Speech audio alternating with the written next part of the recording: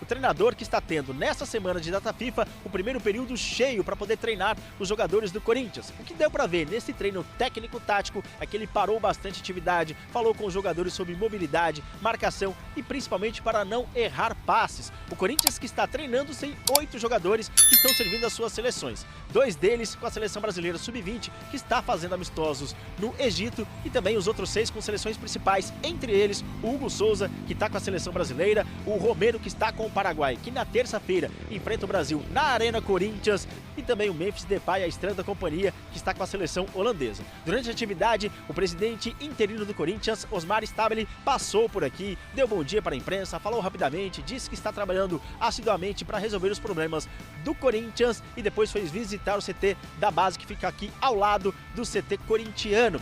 Também ao fim da atividade, rapidamente passou o Fabinho Soldado, diretor de futebol. Bom dia para a imprensa, foi questionado ali por um jornalista sobre um assunto que surgiu nesta sexta-feira. Deu uma risadinha e não respondeu. O assunto é o seguinte: o lateral direito Igor Vinícius do São Paulo, que tem contrato com o tricolor paulista até o fim de 2025, estaria em negociações avançadas para defender o Corinthians. Ele tem um acordo com o tricolor do Morumbi para deixar o clube no meio da temporada, caso haja o interesse de algum clube. Tem o interesse do Corinthians, do Santos, do Fortaleza e também do Vasco. O Igor Vinícius perdeu espaço com o técnico Luiz Zubeldia. Então tem o interesse aí do Corinthians, porque o técnico Dorival Júnior pediu o jogador. Ele foi campeão com o atleta no São Paulo da Copa do Brasil de 2023 e quer o jogador reforçando o Corinthians já nesta janela de transferências. Então existe essa possibilidade do Corinthians ter um reforço, que seria para a lateral direita, vindo do rival, o Igor Vinícius, que perdeu espaço no São Paulo.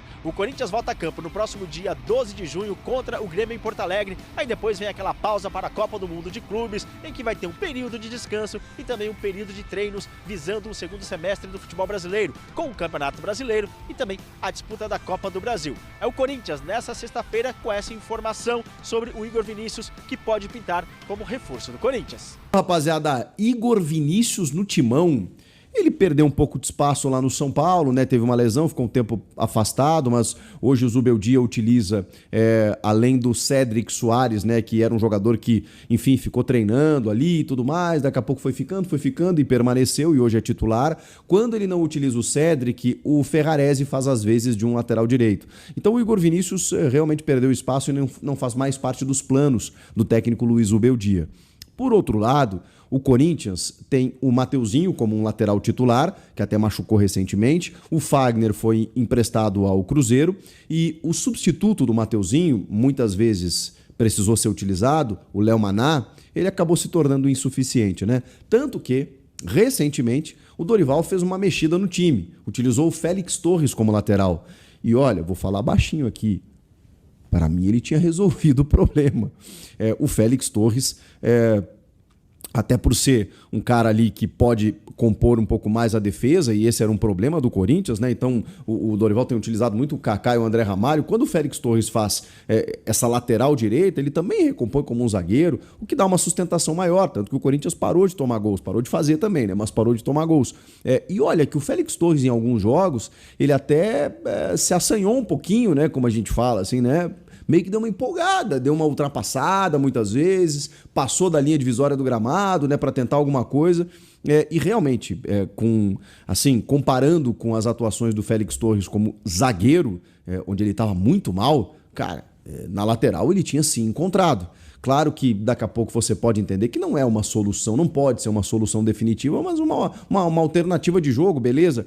E aí tá muito claro que o Dorival Júnior identificou como um problema. Você, quando não tem o Mateuzinho, você tem que apelar para o Félix Torres justamente porque o Léo Maná não se tornou suficiente nesse sentido. Então, Igor Vinícius, que foi jogador do Dorival no São Paulo, uma indicação do treinador, pelo menos é a informação que traz tanto a ESPN quanto a Gazeta Esportiva. Só tem um problema, né? Ele fora dos planos do São Paulo, a gente está numa janela aberta agora, não é só o Corinthians que tem esse interesse. Santos, Fortaleza, Vasco, todos esses times procuraram também o São Paulo para negociar o Igor Vinícius. Claro que o Timão tem uma preferência pelo tamanho do clube, pelo Dorival, né? Por ser uma indicação de um treinador, que aí o jogador já chega com a confiança do técnico, facilita, né? E acho até que o Igor Vinícius viria para ser titular Eu sei que o Mateuzinho terminou o ano passado muito bem, por exemplo, mas oscila muito, né? Como todo time, como as duas laterais, né? Então o Igor Vinícius, eu não sei se seria uma solução definitiva. O Igor Vinícius chegou a fazer bons jogos pelo São Paulo, chegou a viver um bom momento pelo São Paulo, mas nunca foi uma unanimidade, uma afirmação. Enfim, a gente tem que tratar com a realidade. O Corinthians tem dinheiro para investir num lateral, para adquirir direitos, aquela coisa toda? Provavelmente não. Então você faz o chamado troca de prejuízos, né? Ok, não está sendo utilizado no São Paulo, é um jogador que o técnico conhece, que daqui a pouco vai cumprir uma função que ele quer, vem para cá que a gente resolve. Infelizmente, a gente tem que trabalhar com a realidade. Mas enfim, não está garantido ainda, não está certo, mas já existem tratativas aí, uma indicação do Dorival e uma tendência de que ele jogue no Corinthians. Fiel, se liga nessa reportagem bem bacana aqui que eu achei que quero trazer para vocês, ó. Maior do que o Palmeiras, ótimo, sempre. 2 mundiais, primeiramente, do que tudo. Mais perto do Flamengo, um número que mostra que nem tudo é tragédia no Corinthians. Então vamos ver aqui, ó. Corintiano chora também quando lê as notícias da saúde financeira do clube, dívidas, calotes, falta de transparência. Tudo é verdade, mas também é fato que um número mostra o quanto o clube é gigante com potencial absurdo para ganhar dinheiro. Felizmente é o que acontece com o nosso Brasil, tá dentro do Corinthians. Muitas ratazanas no poder. No relatório anual das finanças do clube brasileiro feita pela consultoria Convocados em parceria com a Galapagos Capital e Outfield, existe um dado que dá esperança para o corintiano, as receitas recorrentes. Isso é tudo que o clube fatura, tirando ali o dinheiro de venda de jogador. Então, exceto a venda de jogador, todo o restante é o que o clube fatura e eles analisaram essa receita. Receitas recorrentes basicamente são direitos de televisão, marketing, patrocínio, bilheteria, sócio-torcedor. 2021, o Corinthians faturava 474 milhões e era 61% comparado com 773 do Palmeiras, 474 do Corinthians, 773 do Palmeiras e 803 do Flamengo. Timão batia ali 61% da receita do Palmeiras e 59% da do Flamengo. Isso em 2021. No ano passado, segundo o relatório, já em 2024, o ano que o Augusto Melo assumiu, por incrível que pareça, o Corinthians teve 852 milhões em receitas recorrentes, exceto venda de jogadores, o que ainda aumentaria para mais de 1 bilhão. Isso é 36% a mais, já superou, de 2021 para 2024, superou a receita do Flamengo. Hoje, em 2024, o Corinthians com 852 e o Palmeiras com receita de 623 milhões obtidos. Como eu disse, sem contar a receita de venda de jogadores.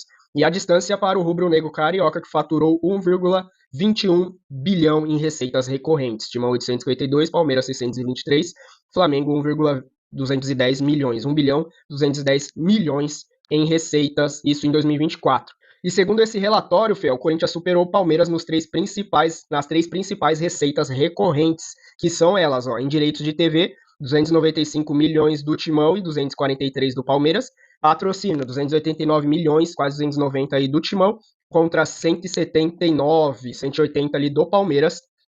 Em bilheteria e sócio-torcedor, nova vitória do Timão, 139 milhões versus 126, quase 127 milhões da porcada. Nem tudo é ruim no Corinthians, as finanças vai bem. O problema é que caras como esse aí, que tem a cara de pau ainda de aparecer, Andrés, Duílios, entre outros, e muitos ainda que continuam no poder do Corinthians, só vem se aproveitando do tamanho do poderoso Timão. É triste. 1 ano e meio de garro no Corinthians e é coisa de outro mundo aquilo que a gente viu nesse tempo, pelo menos principalmente na temporada passada, pouco nessa por conta da lesão dele, né, Fiel? E não existe pesadelo maior do que pensar em perder Rodrigo Garro no meio do ano. Então se liga aí, somente alguns lances de Rodrigo Garro com a camisa do Corinthians, ó. Passezinho ali, quase uma trivela, outro de calcanhar, por incrível que pareça, Michael junto dele. Olha esse passe, Fiel. Ó, toma, pra Yuri Alberto. Olha essa, dominou, girou e já toma, caixa. Nessa época o Yuri Alberto já tava numa fase muito boa, diferente do início, ó. Deixou no chão. Tchau. Toda a torcida do Grêmio ali, meu Deus! Cruzamento na medida para Yuri Alberto, se eu não me engano, empatar essa partida contra o Atlético. Tava assistindo essa partida aí. Ó, meu Deus do céu. Ainda teve um desvio da zaga, mas ia ficar na cara. Memphis Depay ainda conseguiu aproveitar. Toma. Pra só tocar ali. Não mostrou se o gol, não lembro dessa jogada. Ó, tchau. Engraçado é a cara do... Olha. Opa, não teve nem jeito, né? Ele falou, já foi. Tchau, mais um ali, quase quebrou a perna do defensor. golaço absurdo contra o Atlético Paranaense. Inclusive, acho que passou por cima da cabeça do Alex Santana, né, na época. Ó, nesse jogo acho que ele marcou 2. Na lateral, ó.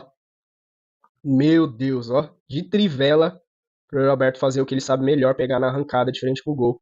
Mais uma aqui para Romero, se eu não me engano. É cada lançamento que fica difícil de você contabilizar.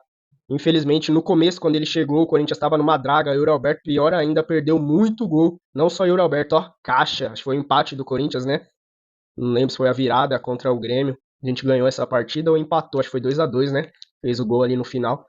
Rodrigo Garro não pode sair, fiel. É a nossa maior joia. E nesse meio de ano aí, com tudo que tá acontecendo no Corinthians, jogadores não estão gostando. É, fiel, quando você acha que já viu tudo, ainda pior. Aliados aí do Augusto Melo, conselheiros do próprio Corinthians, processaram o Corinthians para que Augusto Melo volte ao poder. Conselheiros do próprio clube aí, ó, foram à justiça para que o presidente retome as suas funções no comando do Corinthians. Na manhã desta sexta-feira, aliados do presidente Augusto Melo, afastado presidente, processaram o próprio Corinthians, Osmar Stable e Romeu Tuma Júnior em busca de devolver o mandatário, ou seja, Augusto Melo, à presidência do Timão. Na justiça, esses foram os conselheiros que processaram o Corinthians, o atual presidente Romeu Tuma Júnior. Foram eles, Mário Melo, Ronaldo Tomé, Maria Ocampos e Peterson Juan. Eles entraram com uma ação conjunta por meio de 3 escritórios e querem que validem os atos daquele sábado, onde Augusto Melo praticamente, né, invadiu ali a presidência do Coringão, frente a frente com Osmar Stable, cobrando que ele é o presidente do Corinthians, porque a atual presidente do Conselho Deliberativo, né, como Romeu Tuma Júnior foi afastado, ela anulou todas as ações de Romeu Tuma Júnior nos últimos 2 meses, se eu não me engano,